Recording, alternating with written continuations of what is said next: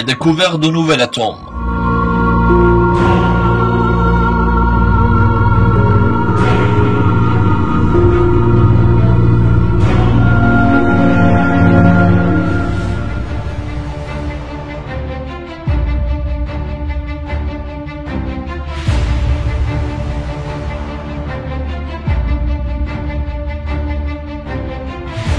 Les anciens croyaient que toute matière était composée de 4 éléments: le feu, l'air, l'eau et la terre.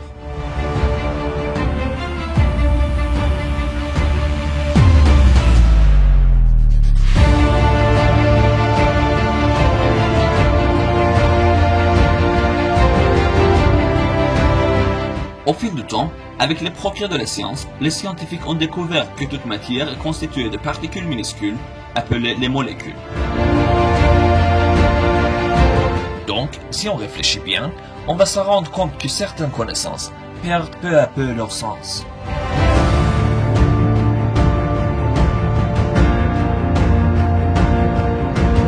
Si on jette un coup d'œil à un verre d'eau,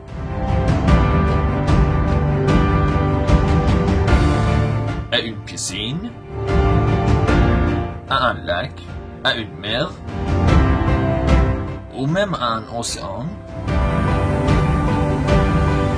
on va comprendre que leurs composants sont les mêmes, les molécules de H2O, et la différence n'est que dans le nombre de molécules. Dans un autre cas, si on fait attention à des petites plaques de fer, à une poutrelle, ou même à un grand pont de fer,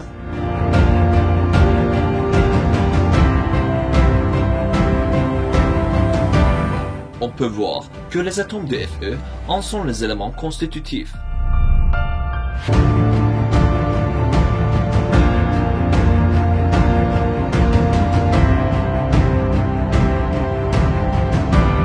La théorie de Saleh décrit les structures de l'électron, du proton et du neutron comme suit. L'électron est un ensemble de photons tournant sur la surface d'une sphère imaginaire, sans noyau central. Le proton, quant à lui, est un globe dense et compact, rempli de photons rassemblés. Et le neutron est une sphère avec le noyau de protons et la coquille d'électrons.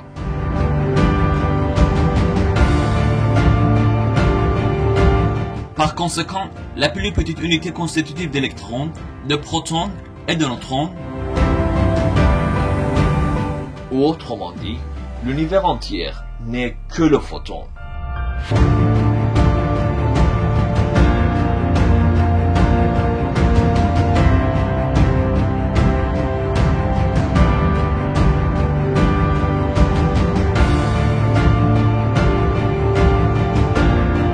D'autre part, sur la base de la théorie actuelle, la plus petite quantité d'un élément chimique qui a les propriétés uniques de cet élément est l'atome concerné.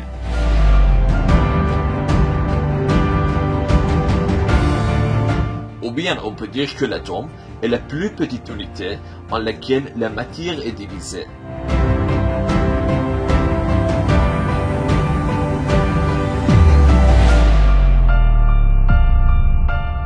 Selon la définition de l'atome et le vrai sens du mot atomo dans la langue grecque qui signifie indivisible, et la description de la structure d'électrons, de protons et de neutrons, nous pouvons conclure que l'atome qui forme la structure de l'univers entier est le photon.